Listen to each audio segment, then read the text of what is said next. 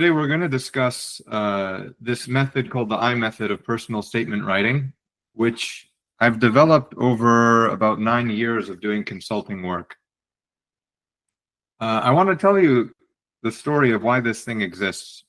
And it starts all the way back when I was an undergrad. And in the US, there is a very it's a narrow kind of competitive-minded pipeline into medical school. And what I started to see by the time I was a senior undergraduate is the passion and the purpose and the vision and the excitement that drew people to medicine was being crowded out by the idea that I have to be this, MCAT and GPA type machine. And then when I started medical school, it was like a hyper concentration of that mindset. By the time people are applying to residency, there's unfortunately so much misconception about what resonates with other human beings that the best pieces of people and their candidacy is often lost.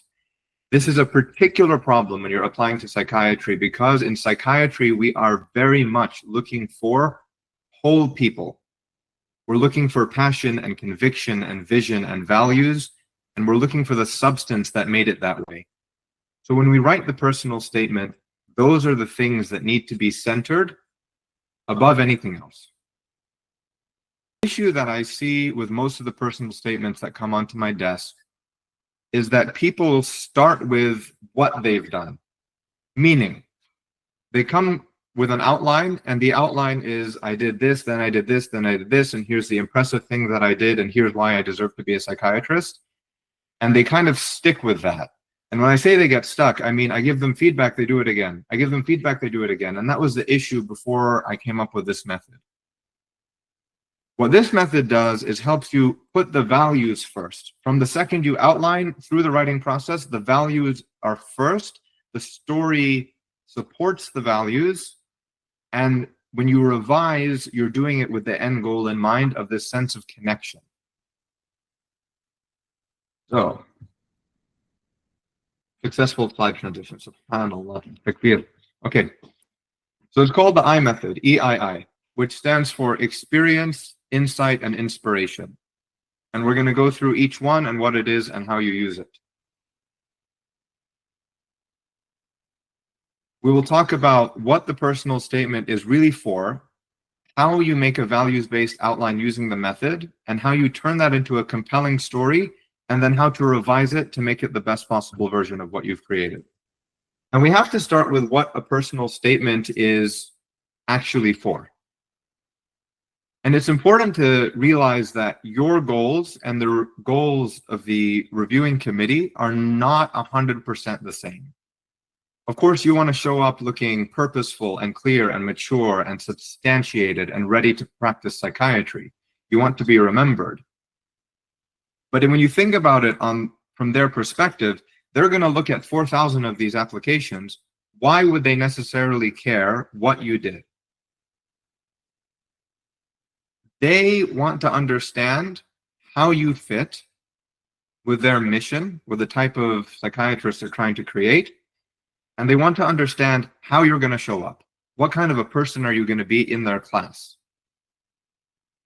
They also want to know, on the worst day of your residency, when it's 3 a.m. and you've been on call 24 hours and you haven't eaten and you're exhausted, what is that motivation that's going to get you to show up and do a high quality of work despite?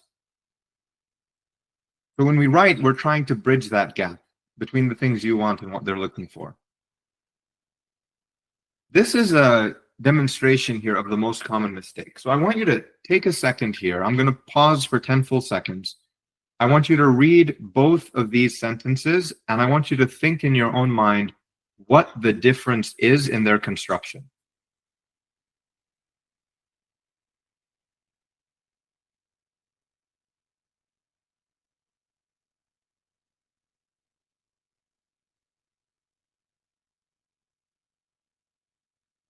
I'd intended for there to be conversation, but I believe that we're not set up to have people popping in and off of camera. So I'm going to give you the answer, and inshallah, there's some overlap in what you thought.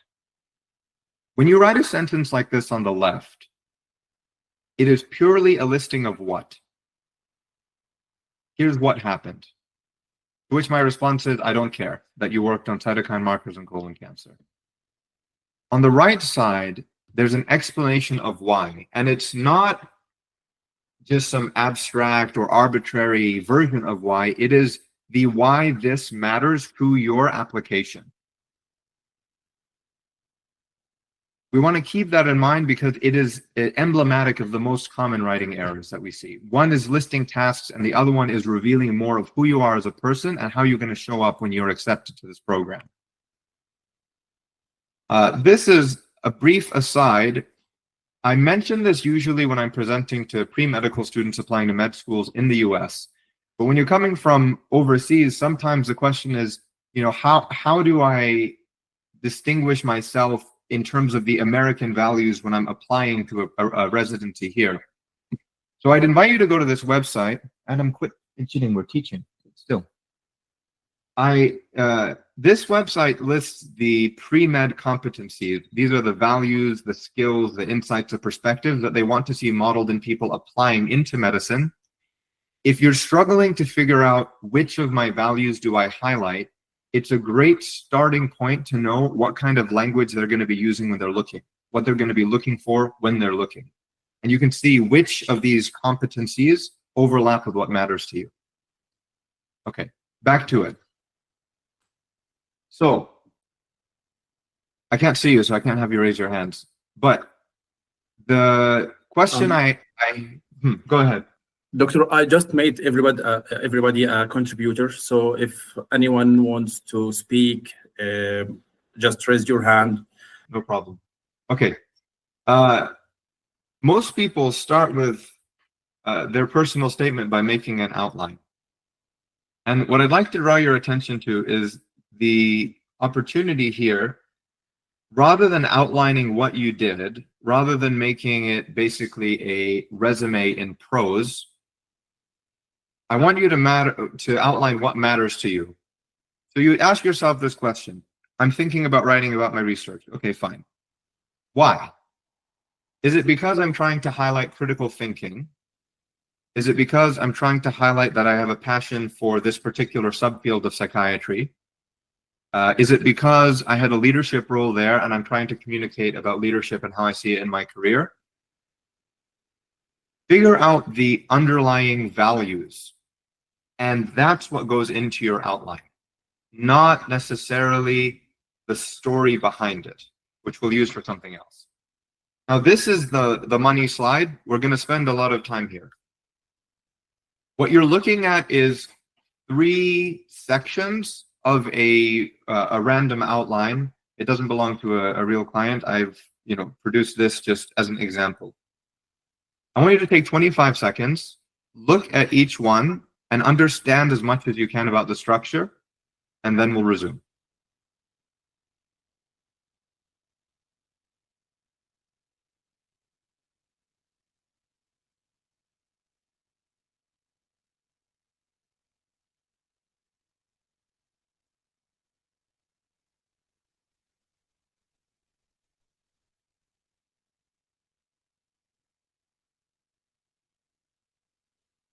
What you're looking at is an outline done in the I method.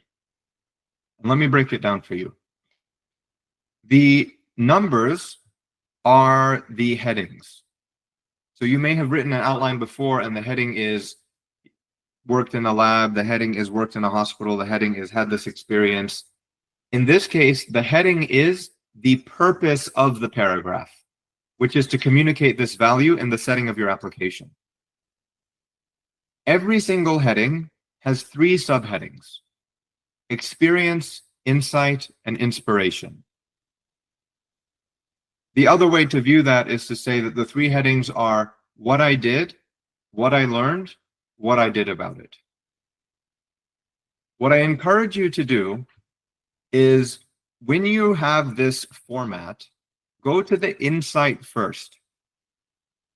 Figure out in 1 sentence, if you had only 1 sentence to communicate the key points of that paragraph, what would the sentence be? as concise as possible, no frills, no extra words, no extra content, just say it. Then I want you to go back to the experience and forward to the inspiration. So if we look at number 2, intellectual curiosity, I develop skills in lab research and data analysis. Okay, got it. This may or may not be how you speak. This may or may not be something that's valuable to you. Just start with that. Now go back to experience. Experience is going to be, if we are thinking in terms of evidence, claims, conclusion, the traditional English style of formatting writing, this is going to be the evidence. So if the insight I'm trying to communicate, the claim, is that I developed skills in lab research and data analysis, which of my experience is going to best substantiate that claim? I could pick the time I worked in this lab. I could say the time that I took a labs method course in undergrad. There's usually a couple of different things, and the one you pick is the one that is the easiest to make the point with. Once you pick the experience, now put in the inspiration, meaning now that I went into the lab and I did those things and I got those skills, either what did I do next, or how did it shape what I'm doing now going forward? So in this case, discovered a deep interest in oncology and translational medicine.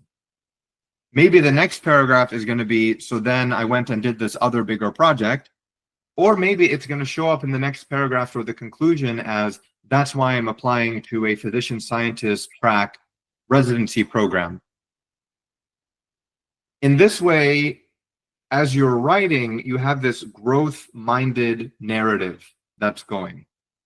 If you have any questions about this slide, I'm going to pause for 10 seconds, put it in the chat, raise your hand and ask. This is the most important slide for you to understand today before we move on.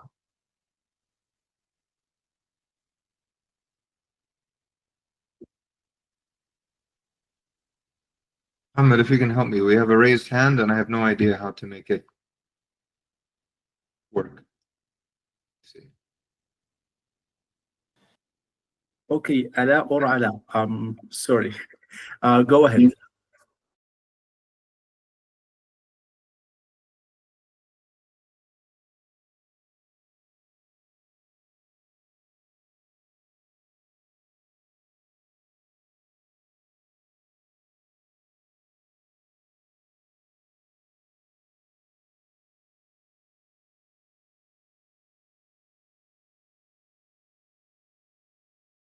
Excellent question. The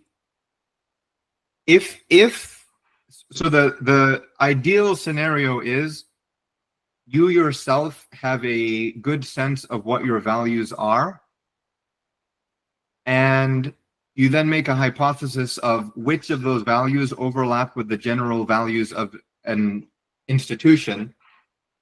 And one thing you can do to help with that is reading their mission statement, reading posts they've made online, reading their prospectus, going to the AAMC pre-med competencies and just seeing how do folks think about what is a desirable team member in medicine.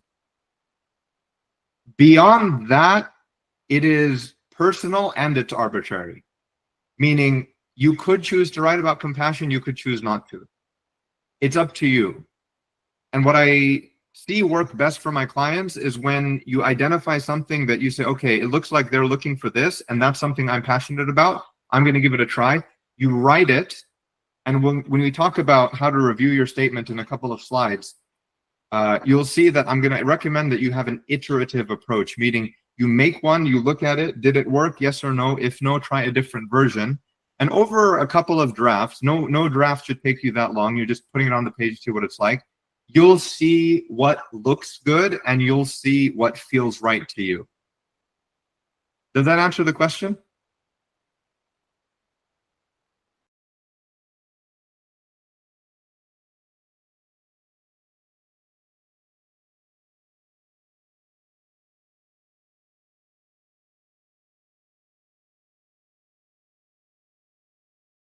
It is similar. And we'll talk about the review process. I want to get feedback on this stuff. But yes, that does work. And by the way, if anyone asks a question and I don't answer it appropriately, please tell me, like, no, that wasn't helpful, do it again. It's more important to me that you benefit from the answer than that I just move on. Okay. If there are other questions, please raise your hand. Your questions are more important than anything I have to say today.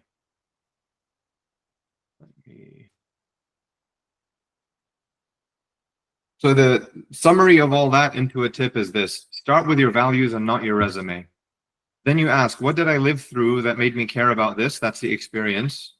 What did I learn, or what insight did I gain? That's the insight. And then how has this shaped the psychiatrist I want to become? That's the inspiration.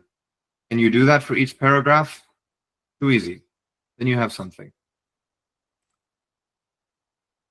So now you have your outline, and we move on to drafting. So you know that each paragraph should reflect a value, and it should accomplish three things. It should show the experience, it should convey the insight, and it should end with inspiration. When you're writing, don't aim for perfect. And this is very, very important, actually, because a lot of the time when you're writing, you think that this draft is going to be your final. It's not. Go into your first draft assuming you're going to throw it out. Very critical, because then you'll sit down and you'll produce an entire draft in an hour. Over a couple of iterations, you'll find the best thing. You will save time by taking that approach than by trying to make it perfect from the start. Revision. When you have a draft and you're ready to polish it, the approach that I recommend is to read it slowly. If any of you are familiar with Morgan Freeman or Liam Neeson or Rowan Atkinson or one of these, famous people, when they speak, it's very slow, it's very melodious. There's a lot of dynamics in their voice, like a spoken word poetry. When you do that, you're going to hear things that your eyes miss. So to Alad's question, you will hear when something that you wrote on paper is like, oh, this seemed like a good idea. Then you hear it and you say, oh, that's not me. Or you wrote this big, beautiful sentence, and then you read it, and when you're reading it, you have to pause for breath 6 times. You realize it's a giant run-on sentence, and you'll revise. I would never submit anything until you've read it out loud, by the way. And if you're doing that, you're trying to get the sense of, are my insights clear? You can tell that by asking yourself, if I had the paragraph but not the outline, could I make the outline? So if you read the paragraph and you're like, oh, I get what the insight was, I can see how they were inspired, I can see how they substantiated it with evidence, then you're good. If you can't do that, if it doesn't map directly, then there's a lack of clarity. There's something you messed up. Try to revise until you can. You want to ask yourself, if someone didn't know me, would they understand who I am?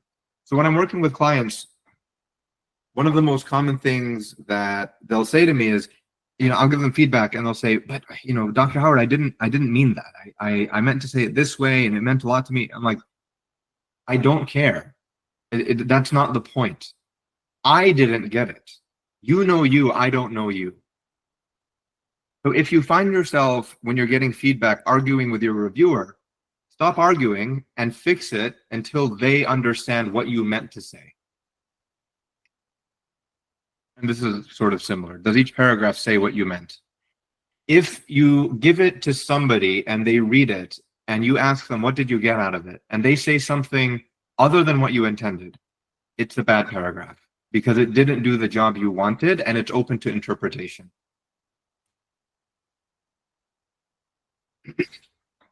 So once you have a draft, you want to show it to someone who knows you well. This is the mother, father, brother, sister, best friend, roommate.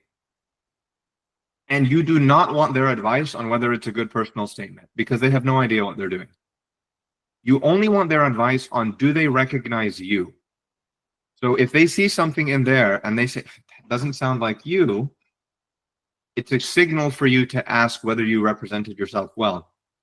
And similarly, when people I'm familiar with give me their personal statements, I'll look at it and I'll say, you missed half of the things I love about you. Forgive me, my voice is going dry.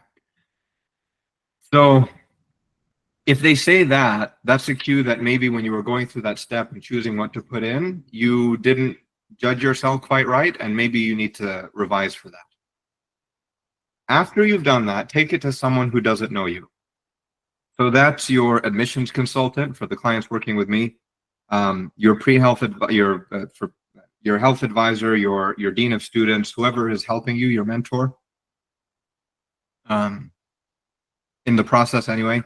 And you're asking them, what impression does it leave? And really what you're trying to get is whether or not it captures me, does it meet the needs of the committee? So if you were reviewing it, would you understand what you need to understand about my candidacy to choose whether or not to give me an interview? And your goal, the ideal goal, is if either of these people say something like, this made me feel something, it stayed with me. Because if you did that, then it resonated. And that's a good cue that you've been on the right track and you've done the whole process well. So a quick reality check is that most really good statements I've seen for residency, for med school, for fellowship, they go through between 4 to 6 full drafts.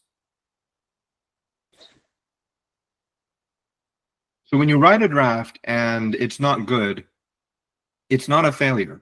You'll find as you go through the process of writing drafts that some of the best elements of the one before will carry forward into the next. Go through it with that mindset and realize you're not trying to make the best thing first. You're just trying to make as much as possible. So you have as many iterations to reach your best possible work. So this is the last slide. And I've done this intentionally to leave plenty of time for questions and discussions. And I know that Mohammed has collected some questions we haven't addressed, which we'll talk about. But I wanted to leave you with this quote, which really centers the approach that I have to admissions consulting. It's by the American poet Maya Angelou. She's actually from North Carolina, where I practice now. She said, "I've learned that people will forget what you said. People will forget what you did. But people will never forget how you made them feel." So as I'm losing my voice, I encourage you to think about that. When you're writing your personal statement, what do you expect the other person to feel about you? And if you can get them to feel your passion for psychiatry, that's the most impactful thing you can do to secure your interview. While we're doing questions, there's a QR code up on the screen. It links to, I didn't test it, what it should do. I'll test it right now. It links to, yes, it does.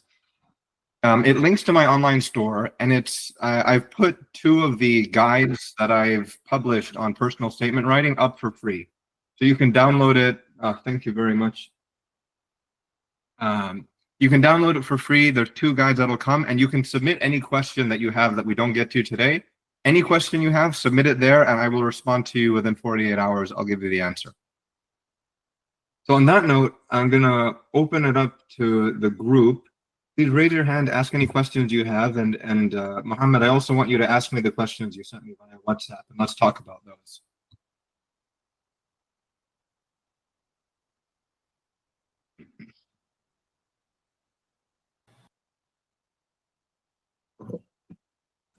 Okay. Thank you very much, Dr. Adam, for this insightful webinar. We really appreciate you. If anyone has questions, please raise your hand.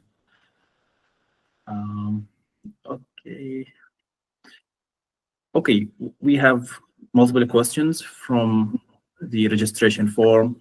The first one, the first one is how to combine my pure writing skills with AI skills. That's a good question. Mm-hmm. So 3 weeks ago, I have a client. I've been working with him for several months now. We finished our session, and I said, let me ask you something. You know, there's this, ChatGPT, and there's Grok, and there's Claude, and all of these models. Why do you choose to work with me? rather than just asking the AI. And he laughed at me and he said, it's not even, there's no comparison. To him, being in his position, he told me he put his writing into AI. The feedback he got was nowhere near as nuanced, and it wasn't individualized, and it didn't really help him figure out what to say, how it might be received, what kind of voice to use. So that's the cautionary tale. To put it practically, what do I think it's useful for? There are times where you have written an idea, and it maybe is something that is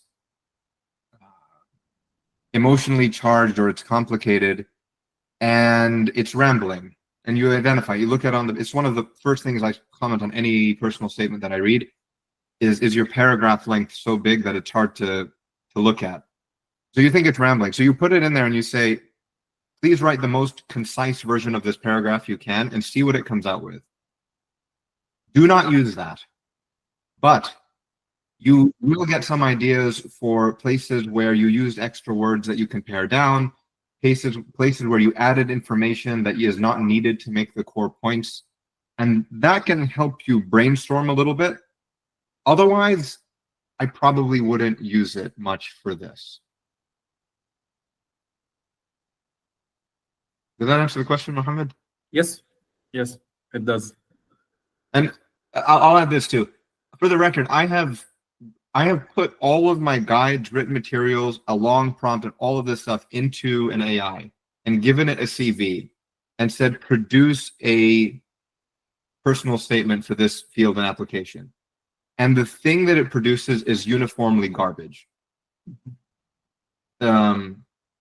Not just the content, but sometimes the structure, sometimes also the AI will do formatting things and do things with language that are very emblematic of the particular models that are trained. So ChatGPT will do certain things, Grok does certain things that are a bit different, Meta AI does things that are a little bit different. The best one tends to be Claude, but it will still do some colloquialisms and things that don't really match. Anyway, I digress. Yeah, if you have any other questions about that, let me know. Okay. Doctor, there is a question about, should I talk about my weaknesses in my personal statement? So, great question.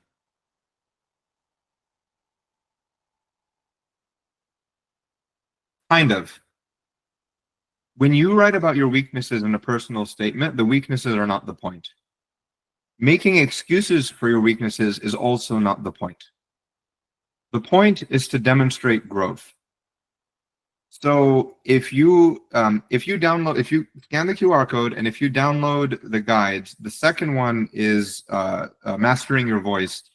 In that one, I spoke about how to write about early life experiences or emotionally intense experiences in a way that actually gets to the point of demonstrating growth.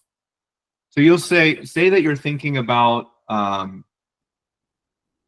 I'll give you a common one because many of you were in training during the pandemic, and so you may not have had a certain exposure to experiences that you wanted, or maybe you went to travel or shadow in the US and you didn't get to do that. I don't want to hear about how hard that was, but maybe when you write, you did something else. So you would say something like, one of the biggest periods of growth for me was over the pandemic. The plans I had made to do away rotations and shadow in these spaces were canceled, and it forced me to find new ways to grow in those areas. So I started volunteering at a shelter for the mentally ill, and I gained all of these insights, and that gave me this new perspective. So when you write a paragraph like that, it shows that you pivoted from that weakness, from that obstacle, and you made it into an opportunity of growth, and that would be a great paragraph. So summarily, no, you don't have to. You shouldn't write about it for the sake of disclosing it, but if you can frame it right, it can be one of the strongest parts of your work. Yeah, that's beautiful. Okay. Doctor, another question is, what level of sophistication should the language be? It should be at the level of sophistication that you speak at. Mm-hmm. Because remember, they're gonna look at everything else. So if you write this beautiful, sophisticated, eloquent personal statement, and then your experience entries, your CV looks like it was written by a cat, then they're thinking, what's going on? Which one did he use AI for? And even more than that, when you go to interview, if you wrote in this beautiful, sophisticated voice, or here's a subtle thing, depending on how you, I'm okay, depending on how you prompt an AI model, and some of the spellings and the grammar structure is different. So if you use an AI, or if you use this sophistication, or if you had a thesaurus open when you were writing, and then you show up and you're speaking a different dialect, then you're going to look very disingenuous. So just figure out how you would normally communicate and do that. That's what you should do regarding level of sophistication. Doctor, another question that was just posted on our Q&A. How can I know just the right size of my personal statement, not too long or not too short that I missed something? It should be, so this is a great question. This, for the residency application in the US, there are norms per specialty more than actual limits. So for surgery, you don't want it to be more than a page. 1 page, just the page. For psychiatry, we tend to relax that a bit and make it a bit longer. My recommended length for my clients is a page and a quarter. So you do a page, and then maybe there's one or two short paragraphs on the top of the next page, and that's enough. And if it's 1 page, that's fine. It's okay to do less. I don't advise doing more. The reason for that is when people are reviewing your stuff, what they want is to like get a sense of who you are quickly, look through it, and decide interview or not. There are some individual reviewers who will have to look at hundreds, if not over 1,000 of these applications. So you have to think about, am I going to get more value by giving them what they're looking for quickly and creating a positive emotional experience that I can communicate effectively? Or is that extra stuff that I was going to add in the next page going to be worth the frustration I'm going to cause my reviewer? So concretely, 1 page to 1 page, 0.25, don't do more than that. That's perfect. Thank you, doctor. Okay. Another question is, when should you start writing your personal statement? I think like in medical school or before applying to residency.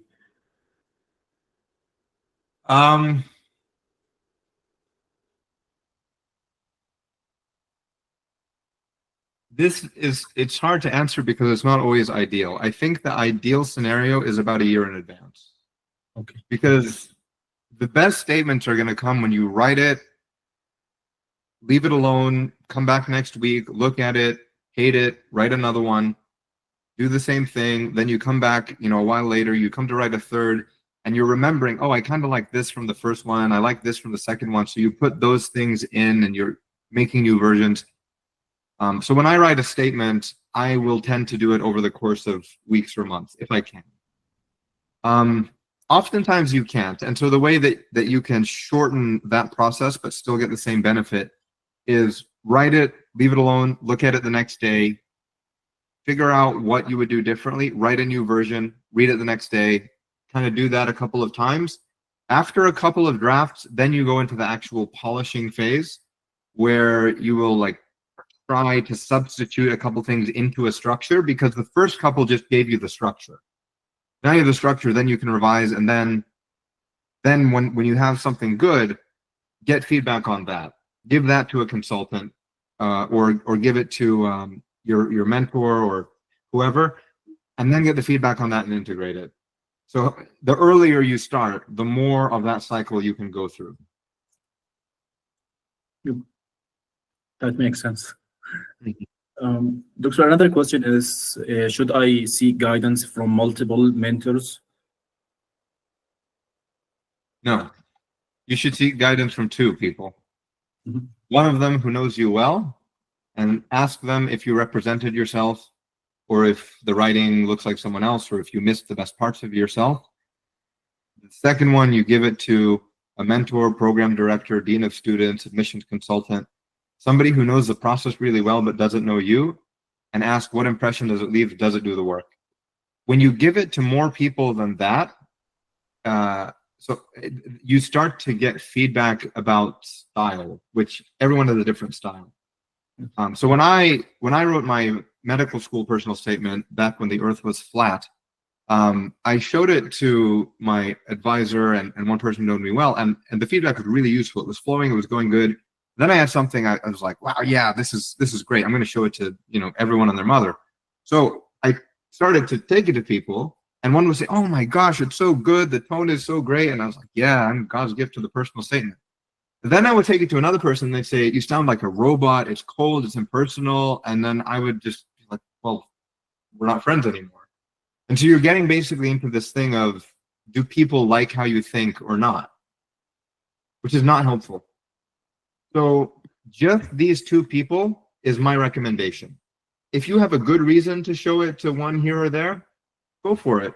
But recognize that if you get to a place where you're getting contradicting feedback, or if you're getting feedback that doesn't directly address these questions, does it work? Is it clear? Then you're probably getting feedback that's going to be more confusing and disruptive than helpful. So stop. That's a really good question. Yeah, perfect. Doctor, the last question that we have in the form is, what should the first paragraph be about? The way that I tell my clients to deal with this is, no, you don't want to tell them what you're about to tell them. This is superfluous. It's introductory language, and I get rid of that every time because it's not a lot of value for the amount of space it takes. But think about if there is a value or an identity that runs through everything else that you do. So for me, it's teaching. Teaching is, on the worst day of my life, I teach. It's who I am. So my first paragraph featured teaching. And then elsewhere, you'll see it show up in how I related to this experience, and how I engage with patients, and in how I relate to the teaching of others. So there's some core defining value that I'm going to give you in the first paragraph that's going to introduce my journey to psychiatry, why I want to become a psychiatrist. That'll be like a thread, either implicitly or explicitly. Generally, if people will do that naturally by the time they're doing these revisions, but that's how I know they've gotten somewhere good, is when they pull that off. Yes, that's perfect. Okay, another question that was posted on the Q&A: is there any good strategy for choosing which personal story to mention? The cliche of why I fell in love with the specialty, or do you recommend something else? The story is irrelevant. The story truly doesn't matter. I want you to think about this in a really utilitarian way. So I'm trying to communicate in say that this is a paragraph about one idea that comes up with many of my clients and that I relate to is sitting with suffering. Just sitting in silence with suffering. How do you just be present, sit with a patient who is suffering? So let's say I'm going to write about that. Who are you going to choose? Which patient is more important than the others? You can't. So instead, think about which one is most relatable. Am I going to speak about the case where there was a lot of violence or disturbing things? Well, probably not, because that brings in a lot of negative tone, a lot of things that I just don't need here. But there's this other case where I did relate to it. I was in a position of authority in there. I was the sub-intern or something. So I can allude to a little bit of leadership, a little bit of autonomy, discretion, and reasoning just by the experience. And it also makes the case very well. So I'm going to pick that experience. It's a very utilitarian way that I'm thinking about between the different possibilities, which one fits. And then you try it, and if you write it and it's terrible, just try a different one and see what happens, because it's not about the story. It's about the meaning behind it. That's perfect. Yeah. Okay, thank you, Doctor. We have another person who wants to speak. Mahdi, go ahead.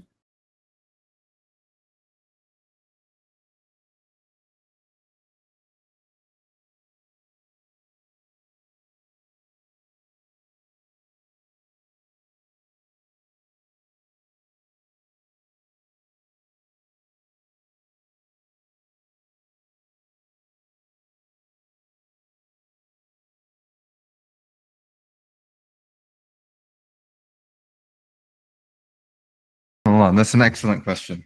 So I'll start by telling you scan the QR code and get the guide, because the second of the two guides I've offered you is the reason I put it in is for stuff like that.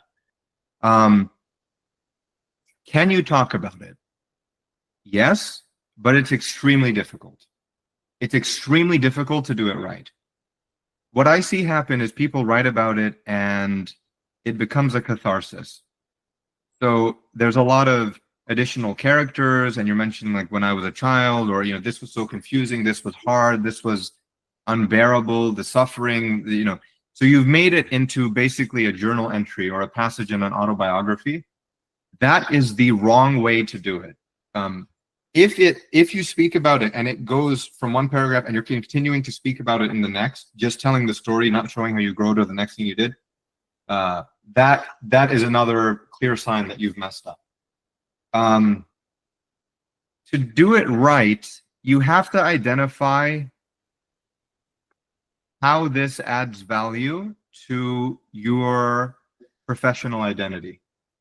So let's say that you're writing about ADHD, let's say, because everyone who has a Twitter account now has ADHD. So the mistake would be, you know, I had ADHD and that's why I got a C this year, and that's why my USMLE score isn't good, and that shows up a lot. But if you were to say, one of the personal experiences that drove me most strongly towards psychiatry was my own experience with ADHD. What initially struck me was the amount of value that psychiatrists added by making the diagnosis and getting the treatment right. But on reflection, I realized that ADHD gave me the opportunity to master skills in time management and executive functioning that I otherwise wouldn't have explored if I didn't know I had that diagnosis. When I think about my career, I'm inspired by the idea that I can help people who have illnesses find opportunities for growth, autonomy, and empowerment. So that's probably not the way that I would structure the final paragraph.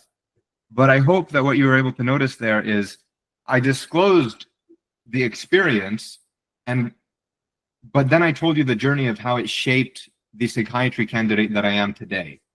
If you do it that way, then you're probably on the right track. And there's other individual nuances that come up in my work with people that it's hard to give general piece of advice about it. But does that address your question? What's the part that it didn't address?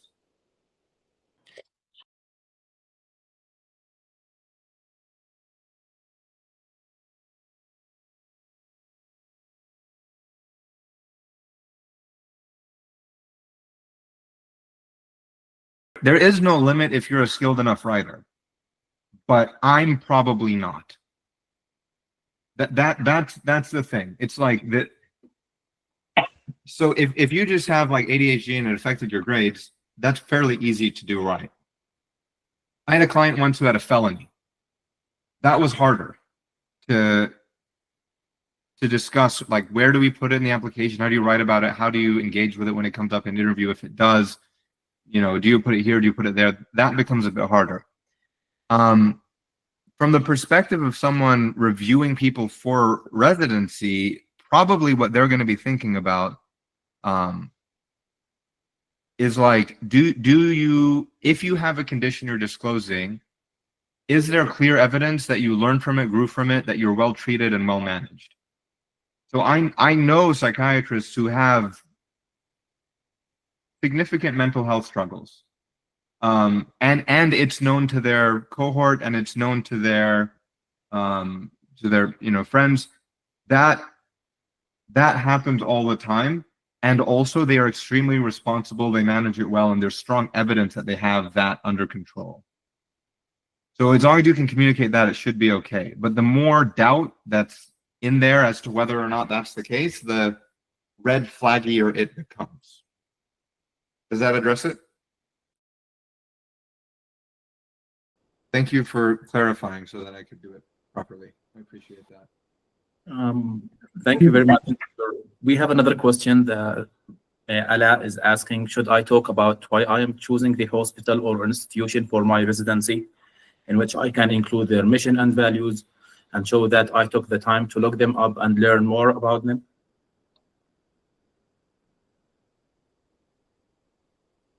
On the ERAS application now, there are signals you can give to certain institutions. So you can just say like, look, I really like this institution. There's also a geographic preference. Like, do you want to be in the Pacific Northwest or do you want to be in the US South or whatever? That's one way you signal interest.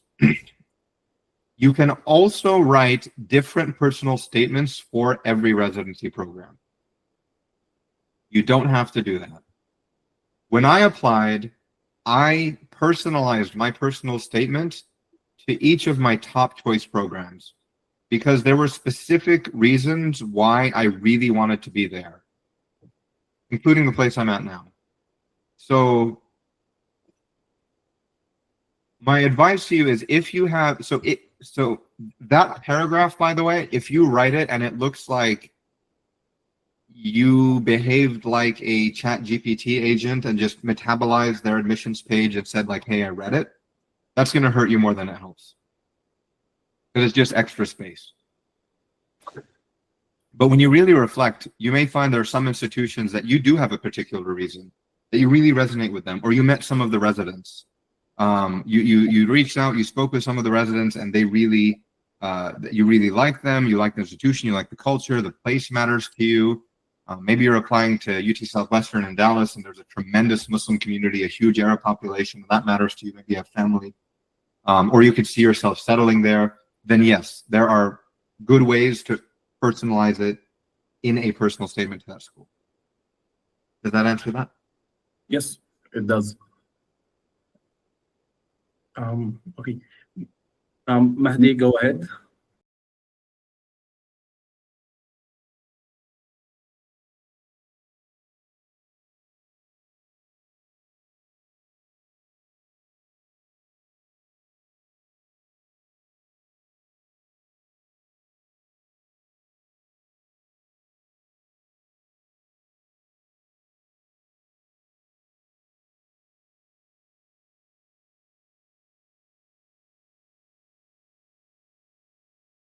No, no. Wal'ayadu billah. Don't. I forbid you to do that. Don't do that. That would, Okay. that would be like way too much. I forbid you to do that. You write your personal statement, and it's kind of understood that if there's an individualization paragraph, it's going to be the last paragraph. It would be atypical for it not to be that way. And if it wasn't that way, I would really be looking for signs it was written by AI. Because it's extremely hard. It's extremely hard to do that. I would say, so you write it, and this is what I did, just that there's a paragraph at the bottom, and you say specifically why that institution matters to you. I think that's a reasonable thing to do. Okay. Any other questions?